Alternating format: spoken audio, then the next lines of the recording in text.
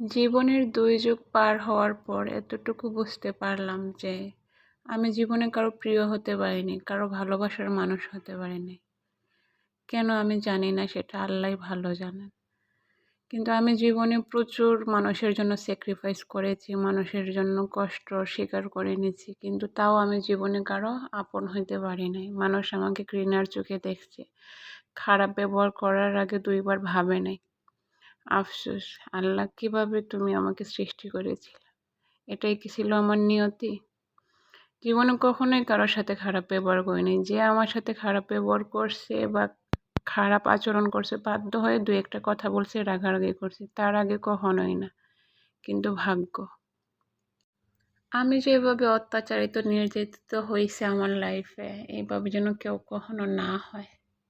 আমি কখনো আমার শখ আহ্লাদ কোনোদিন আমি পূরণ করতে পারিনি। করছি আমি যখন আমার বাবার ঘরে ছিলাম, আমি নিজে যখন ইনকাম করতাম, তখন আমার নিজের শখ আহ্লাদ আমি নিজেই পূরণ করতাম। এর পরের জীবন থেকে শখ আহ্লাদ কী জিনিস আমি ভুলেই গেছি। তাও আল্লাহ সবাইকে ভালো রাখুক, সুখে থাকুক, ভালো থাকুক, একটাই চাওয়া।